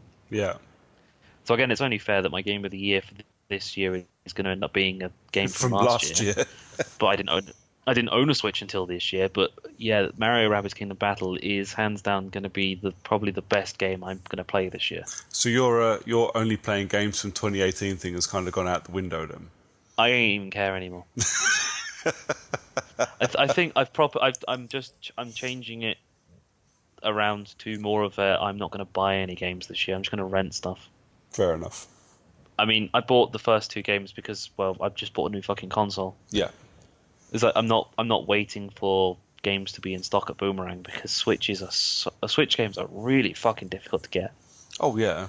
It's like every website or every shop you go to, and it's like you go in, you go to buy one, and they say, yeah, you can only buy one of these. Yeah. Like, I only want one. Well, Mario Kart was out of stock in so many places when I went to get it. Yeah. I mean, it was fine. I ended up getting it from Game, and back to I don't care. I like Game, but yeah, Amazon were out of stock. Pretty much every go. Oh, okay. Oh, it's cheap. No, it's not, because you haven't got any fuckers. Yeah. I think I ended up getting. Mario Kart. I actually got the Amazon digital download version. Okay. So I looked at their stock and they said not in stock, expecting stock delivery within 1 to 3 days. Yeah. And I was looking on like a Sunday for the stock, or it might Yeah. be it was either a Sunday or a Saturday for the stock. And I looked at the delivery date and it was like it's expected to be delivered to you on Wednesday, the whatever the fuck it was of January. And I just thought I was like, well, that's great. I'm not gonna be here on Wednesday. I'm gonna be nowhere near my home. I'm gonna Yeah. be up north. So I literally just went to Amazon and I said, or you can buy the digital version. I looked at the digital version; it was £2 cheaper. Yep. And I was like, okay, fine. Bought the digital version, and they send you an eShop code. But Yeah. you go to eShop and you go to it on your Switch. You go to redeem code. You type the code in, and it doesn't work. And I go, all right. And then I have another look at the email, and it says press here to redeem the code. And I was like, okay. Click the button, and it takes you to the Nintendo eShop storefront on my laptop. Funnily enough, Okay. and it I just didn't even says, realize that existed. yeah, there's an eShop storefront online. Like, you can just buy stuff off on the Nintendo store, and it just says log in with your Nintendo account. Yeah.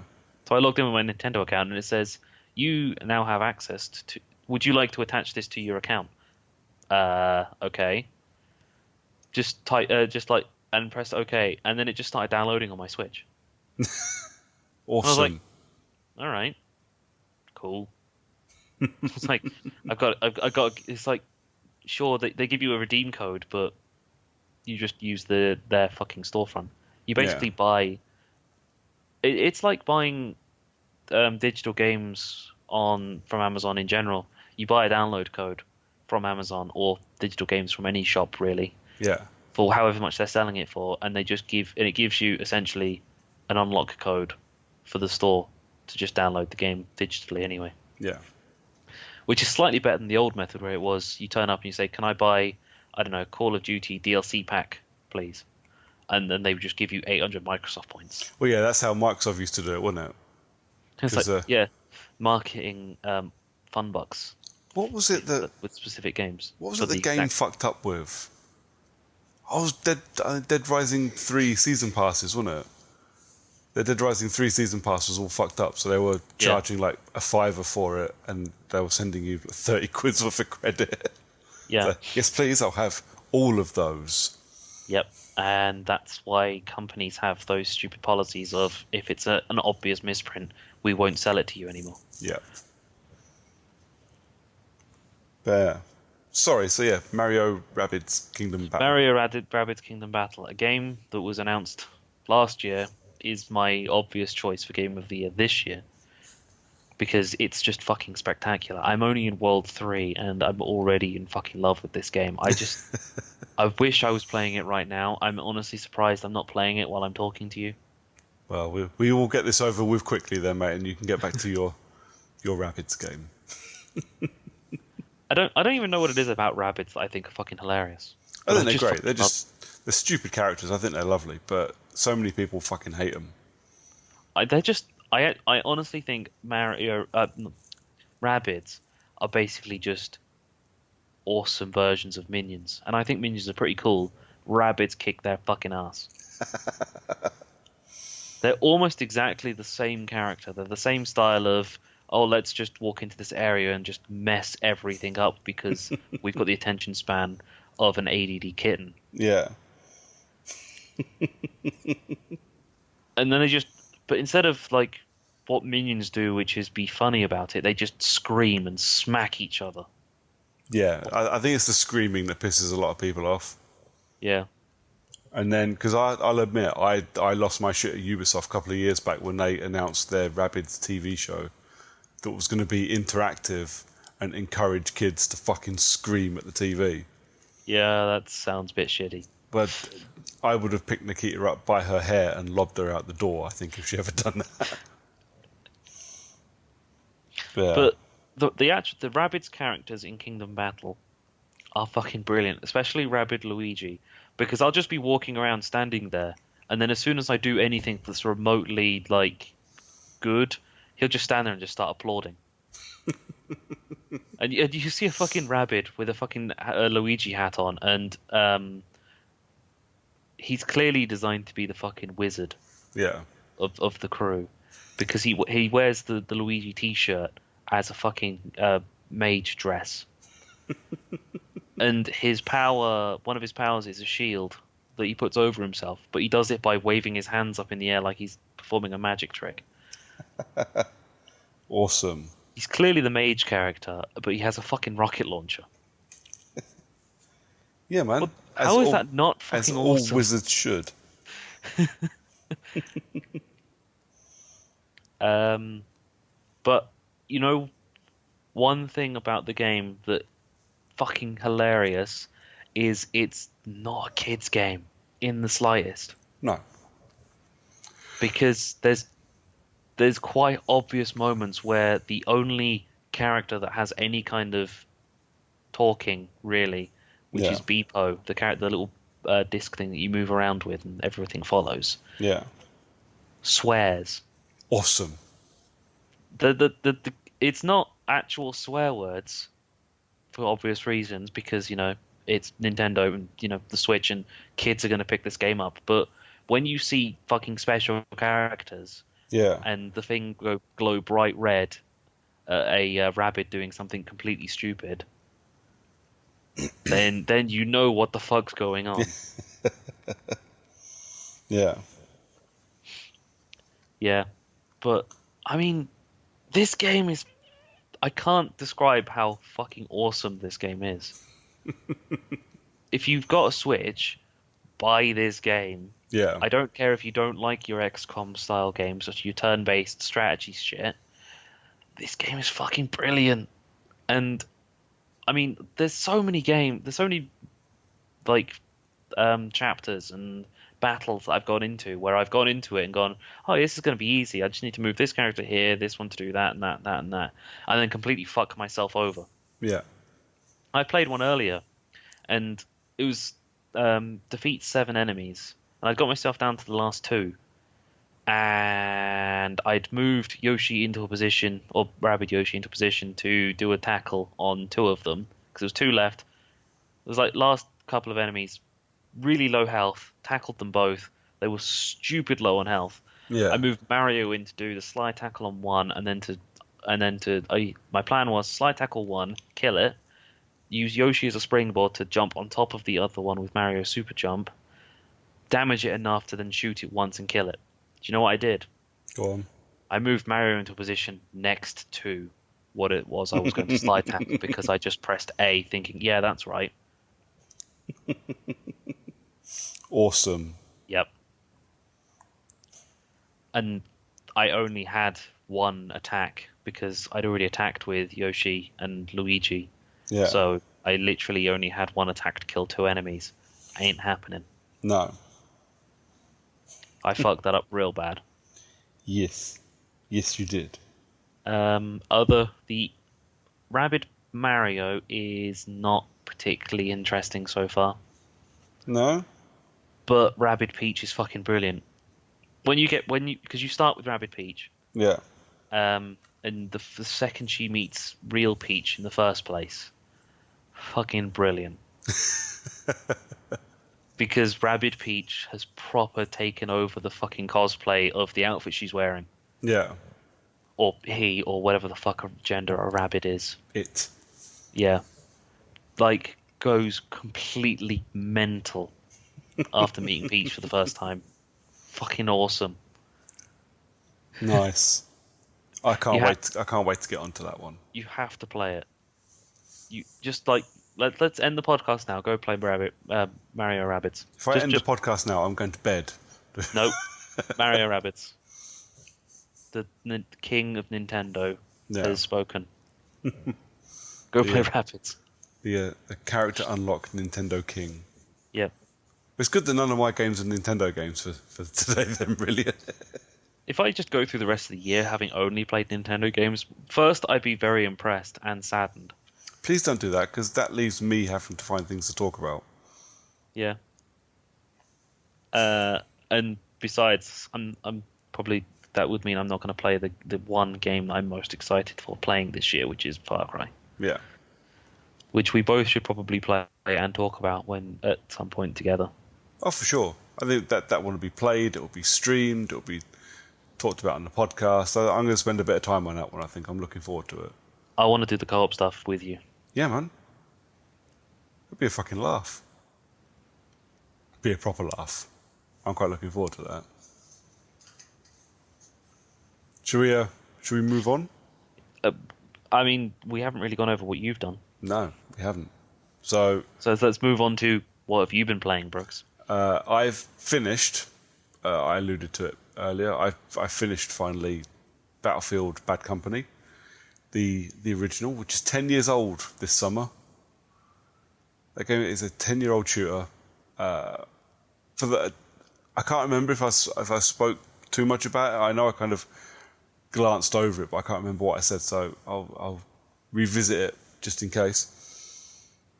So Battlefield: Bad Company was the first Battlefield game to be released on console, and it was the first Battlefield game to have a single-player campaign. And it revolves around a guy who has joined B Company, or Bad Company, which are basically just the army's rejects. And not the Devil's Rejects. Not quite the Devil's Rejects, no. That's a slightly different game. So not long after they've done their first little mission thing together, they discover that there is Russian gold in the area that they are working in. So they kind of go AWOL and start hunting for this gold for themselves. And hilarity ensues. The thing with Bad Company when it came out, or before it came out actually, was its marketing was great. It was funny. It took the piss out of everything from Metal Gear Solid to the proper serious Battlefield games. It didn't take itself seriously at all, but was actually a really, really good shooter when it finally arrived. And obviously, a 10-year-old game isn't going to look as good as a 6-month-old game does now. You know, it hasn't got a, you know, it can't stand against like Call of Duty World War II or anything, but it was so much fun. Apart from the bit where it glitched out on me and I had to replay the entire fucking game all over again. I mean, to be honest, if I'd have had half a brain in me, I would have gone, well, I'm just not going to fucking bother now. But I was annoyed that the game was going to beat me, and I wanted it on my completion list because, well, fuck you, that's why. Well, yeah, exactly. But, so yeah, I mean, it took me about probably 10 hours, I think, to finish it. And there are a couple of bits that are a bit of a pain in the ass,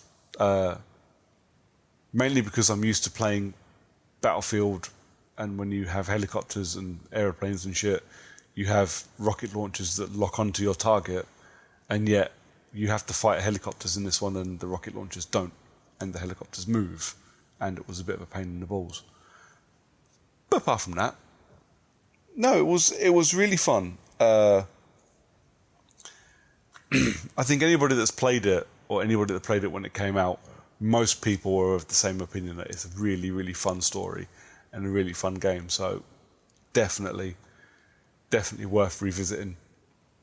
Or if you haven't played it at all, when you have VA access, go play it, because it's a shitload of fun.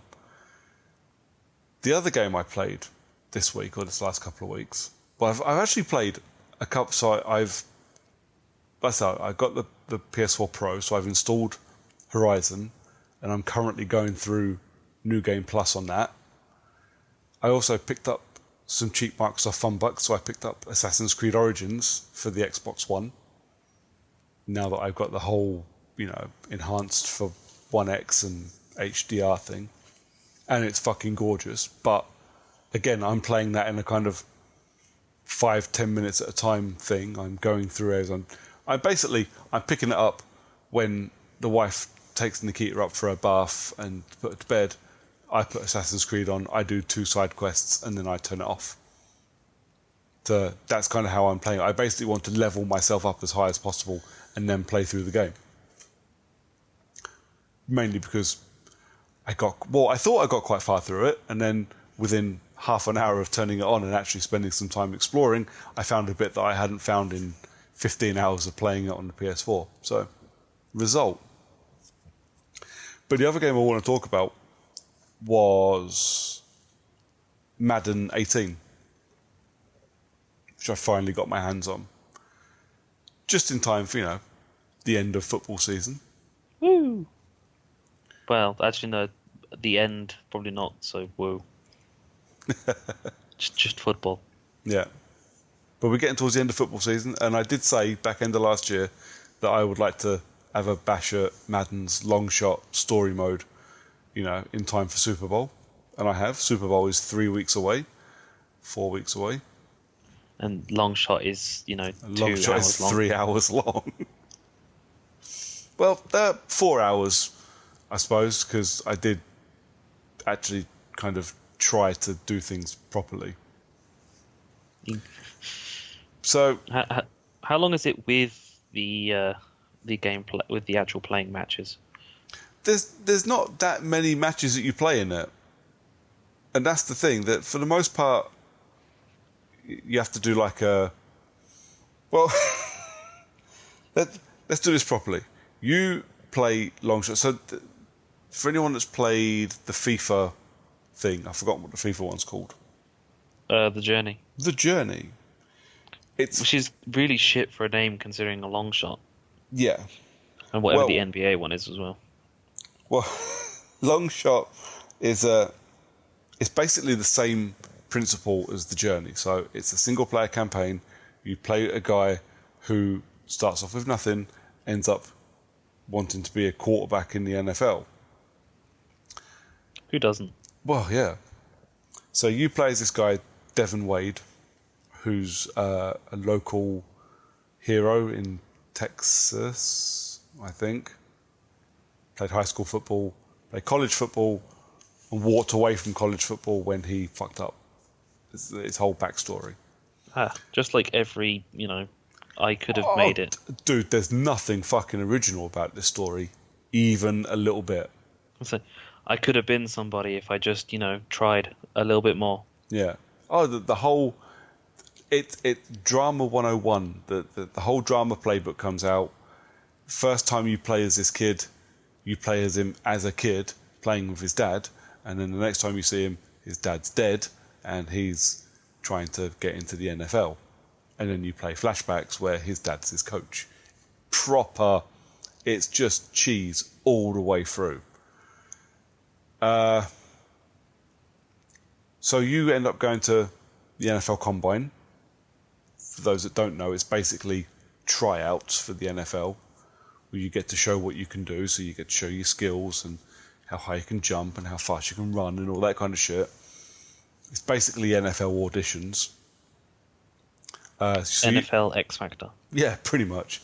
So you go to the regional combine, and then instead of being picked up by scouts to go to the main combine, you're picked up by a TV producer who wants to put you in his new reality TV show, Long Shot.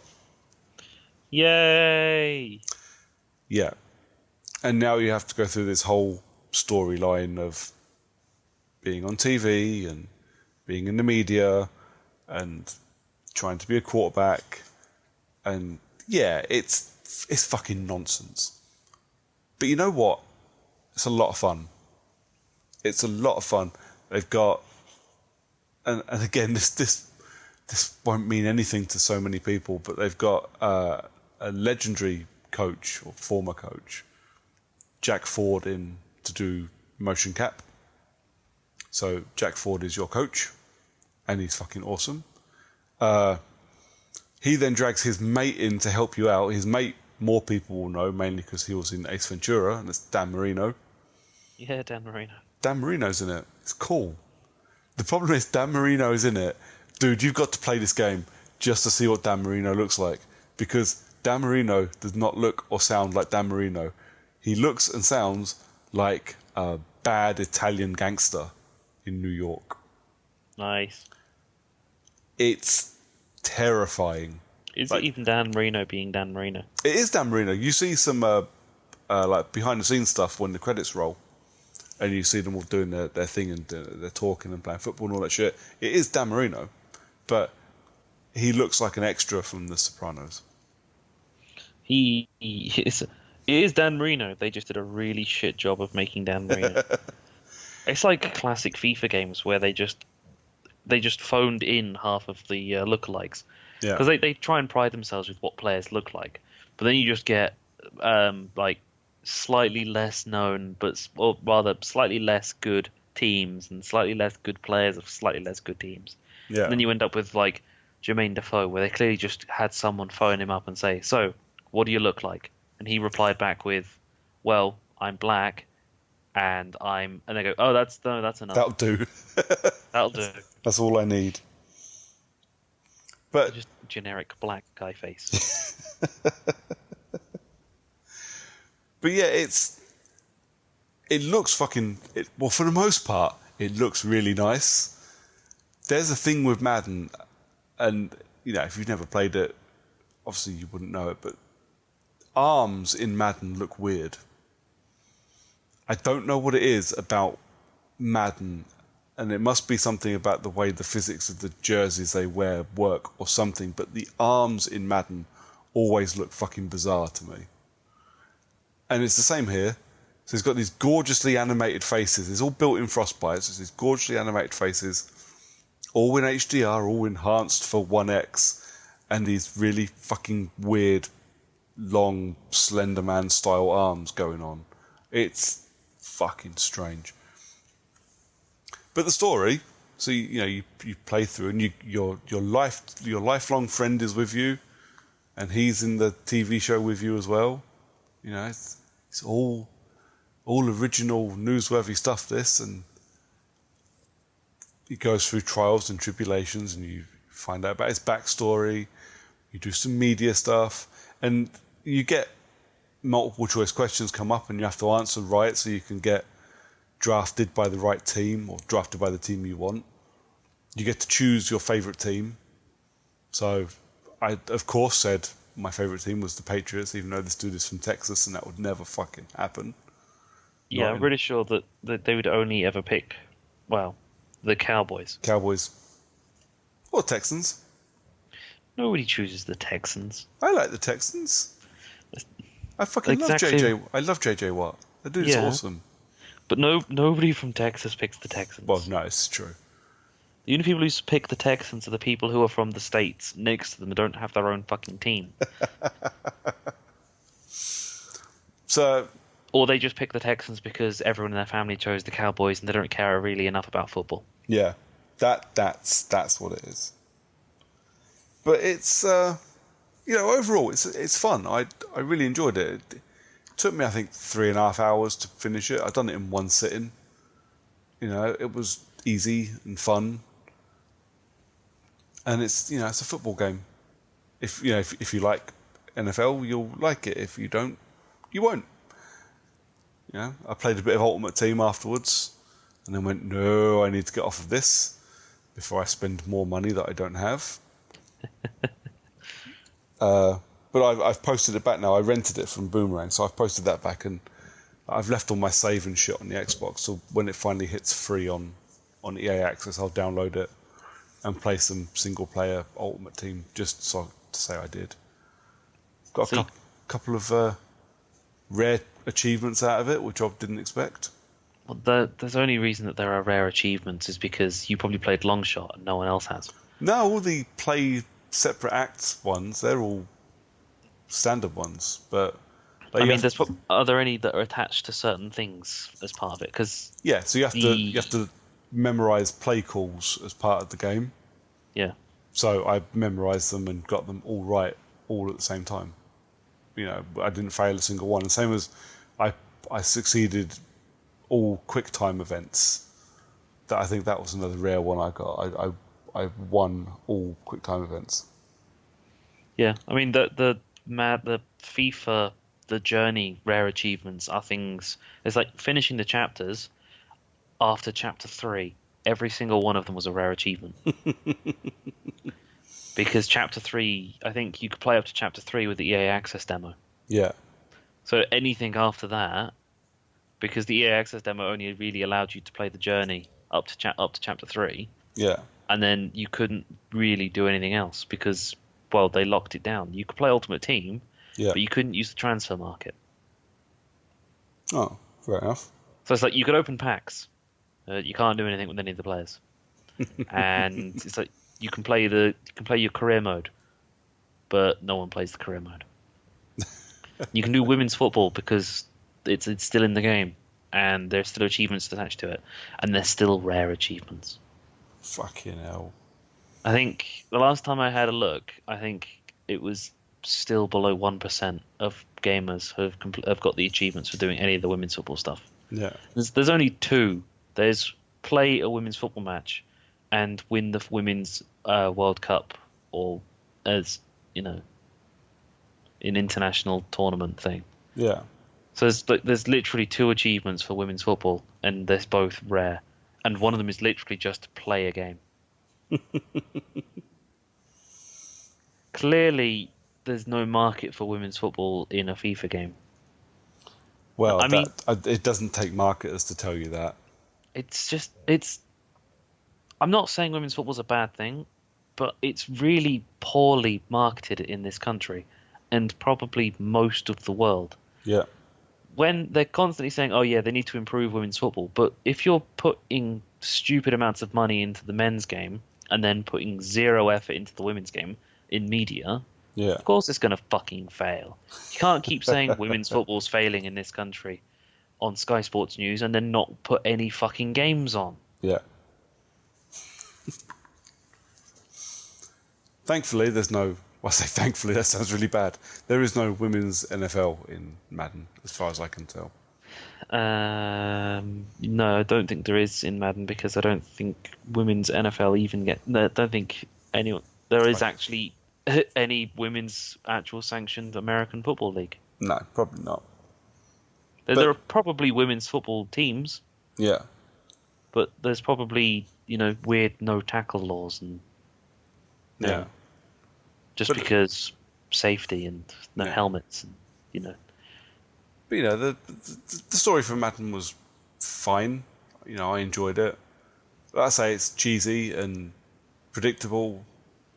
And the TV show is called Longshot. It's like when a film mentions the title in the film. Yeah. Like some kind of hot tub time machine. With some kind of Suicide Squad. Exactly. Well, they didn't say Oscar winning. No, they didn't. Well, it wasn't Oscar winning when they wrote it. Well, they need to edit it back. I think they'll put it in number 2. With some kind of Oscar winning Suicide Squad. Exactly. Yeah.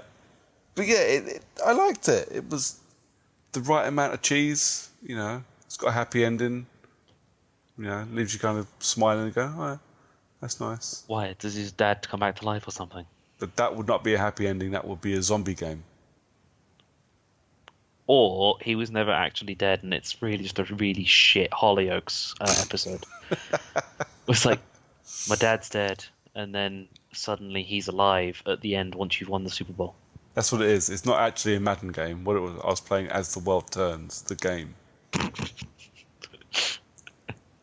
But that was my playing. Let's say I've played other things, but I haven't finished them, so I'm not going to talk about them. Being interviewed at the end and say you've won the Super Bowl, you threw the touchdown winning pass. What was going through your mind? First of all, I want to dedicate this to my dad.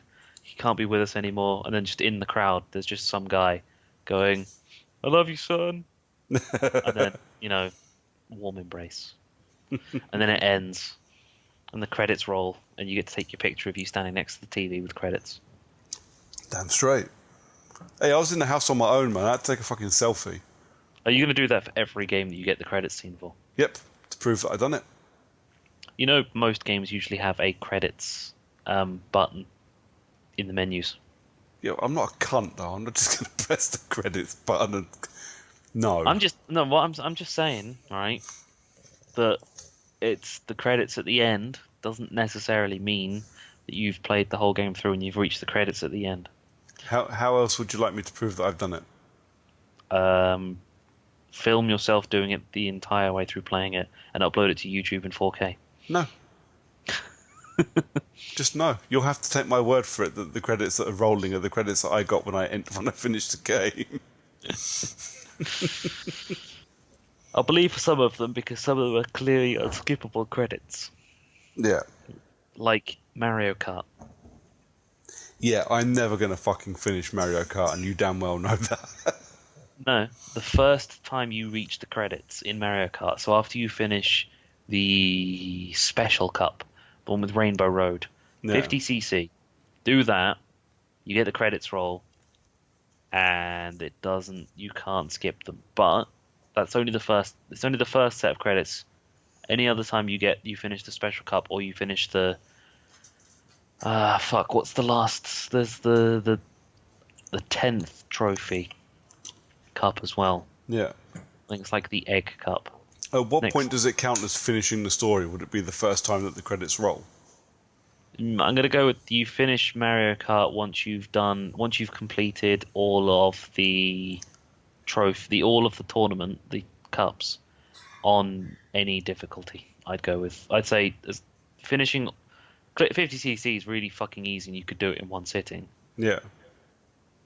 I would say that would be considered completing the game because going through 100cc, 150cc, to an extent, most people would say Mirror would be you've completed the game. But most Mario Kart games, you don't unlock Mirror until you finish 150cc. Fair enough.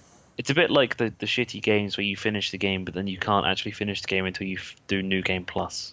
Yeah. So it's like, you finish the game, now run through a New Game Plus and do these extra couple of missions that you couldn't do before because they were behind locked areas you couldn't open because you didn't have the New Game Plus character. Ah, fuck that. It's like, no, I finished the game because I finished the game. The fact that I've unlocked New Game Plus doesn't mean I've not finished the game. I mean, if I get to a game that I can't show an end credits scene for or something, I will find a way to just say, well, yeah, this is done. But, the basic New Game Plus, having to finish New Game Plus to finish a game, that's not how it works. New Game Plus means I've completed it once and now I'm doing it a second time. So I've completed it once. So fuck you. Stop trying to cheat me with your Western... It's usually only like Western JRPGs. Well, the only time that changes, and that is for... I keep going to call it Event Horizon, is for Horizon Zero Dawn. Because I've already completed it the once. So when I make those credits roll on New Game Plus, that will be me completing it for this year. Okay. Because I've just played a 50-hour fucking game again, so you're damn straight I'm taking credit for that. Yeah.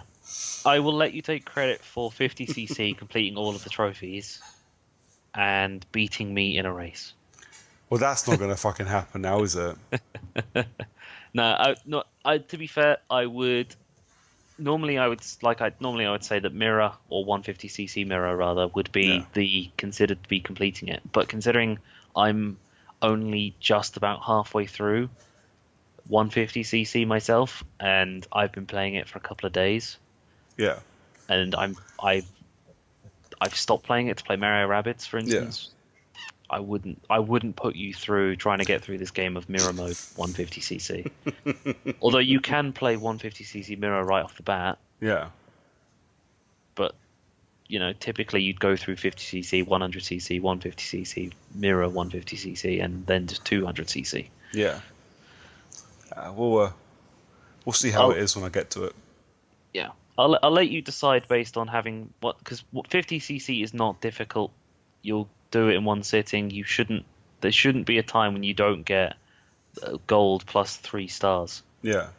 So you win all 4 races in the cup.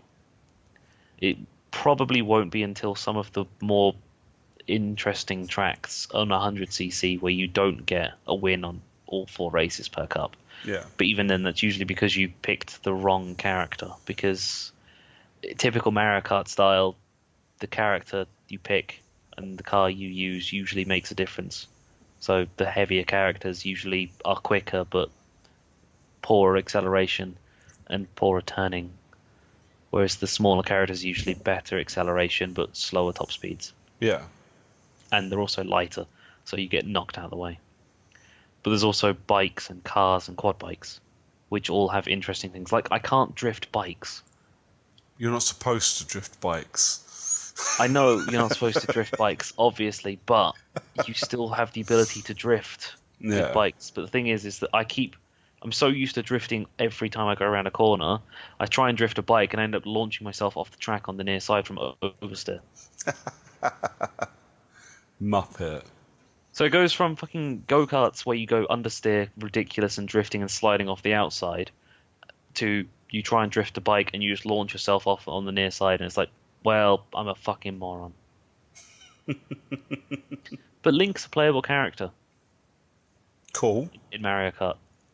I think it's like the first time he's ever been a playable character in a Mario Kart game, is Link. The Splatoon characters are in it as well. Awesome. Yeah. I'm finding myself with a bit of a soft spot for the guys from Splatoon. I think they're kind of cool. And I like Splatoon a lot. Trying to think of some other relatively cool things with Mario Kart. There is a Hyrule track in Mario Kart, and instead of coins to pick up to make you go fast, you pick up rupees. Okay. So little green gems, classic. Yeah. There's 2 F-Zero tracks where you drive over the shield things, the little pink glowy shit on the side of the tracks. Yeah. They improve your shield and make you boost more. They give you coins instead of actually collecting coins. Cool. It's pretty cool. And the soundtrack's fucking brilliant as well. Nice. But it's Mario Kart. All their soundtracks are fucking spectacular. Yeah. But nothing beats the Big Blue soundtrack from F-Zero. That track itself is fucking phenomenal. Yeah. And the music for that track is fucking brilliant. But it's been like, it has a jazz-ish remix to Big Blue's music. Okay. So when you get around to playing it and you race on Big Blue and you get that track, that tune for it, and you'll just be like, you know what? This is really fucking cool. I can't wait. Mario Kart and Rabbids, go play them. Just fire up your Switch. I will. Just play your Switch by the next episode. I'm not talking to you unless you do. Have I got? I probably won't. The next episode, probably not. But like the episodes over February and March, almost certainly. We've only got like 2 more episodes before Far Cry, so Far Cry's end of March.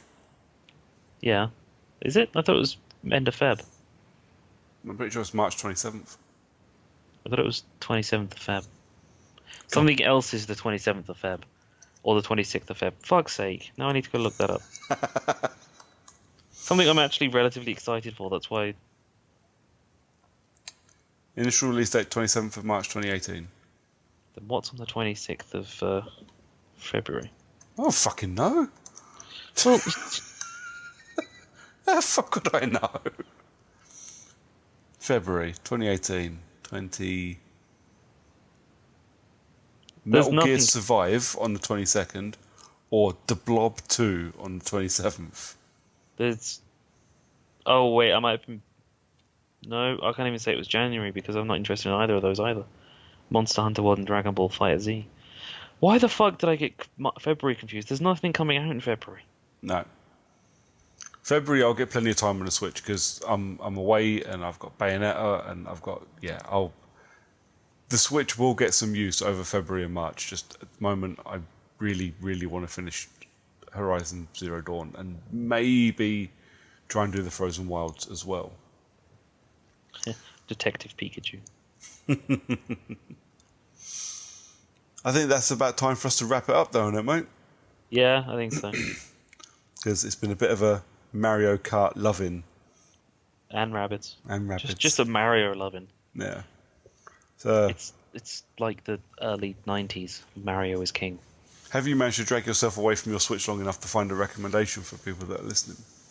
Yes, I'm going to recommend the Xbox One Gold backwards compatibility games with gold thing, which is Army of Two. Yeah.